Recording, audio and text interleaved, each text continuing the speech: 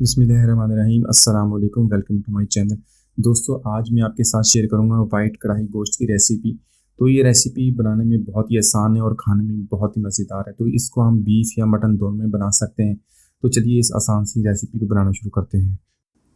तो इस कढ़ाई को बनाने के लिए हम मटन का इस्तेमाल करेंगे। यहाँ पर मैंने लिया आधा किलो मटन। उसको मैंने अच्छी तरह धो के साफ़ कर लिया और उसको छोटे से पीसीज में काट लिया है। तो इसमें शामिल करेंगे 2 टेबल स्पून नमक, 1.5 कप पानी और 1 खाने वाला चम्मच तकरीबन आधा कप ये ऑयल का इसके अंदर शामिल कर देंगे। तो यहाँ पर बाउल में मैंने तकरीबन 1.5 कप पानी का शामिल किया और उसके अंदर शामिल करूँगा 1 टेबल स्पून लहसुन अदरक का पेस्ट और इसको अच्छी तरह पानी के अंदर मिक्स कर लेंगे। तो ये पानी जो है हम गोश्त को टेंडर करने के लिए इस्तेमाल करेंगे।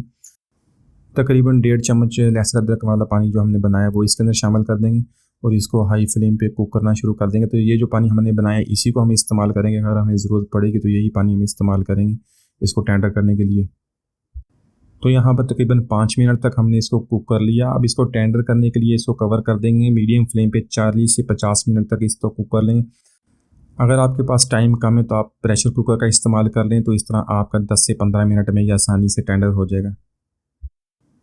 तो यहाँ पर तकरीबन हमने 40 मिनट तक मीडियम फ्लेम पे गोश्त को कुक कर लिया और गोश्त हमारा बहुत अच्छी तरह टेंडर हो गया।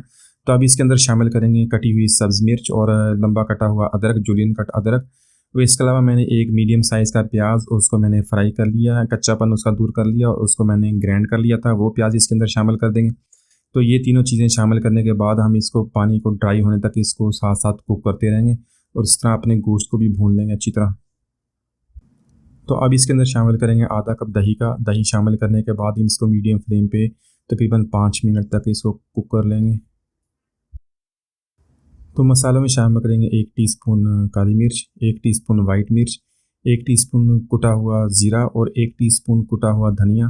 तो ये सारे मसाले हम इसमें शामिल करने के बाद इसको तकरीबन 3 से 4 मिनट तक मसालों के साथ भून लेंगे। तो यहाँ पर गोश्त को हमने अच्छी तरह भून लिया। अब इसके अंदर शामिल करेंगे 5 टेबल स्पून फ्रेश क्रीम के।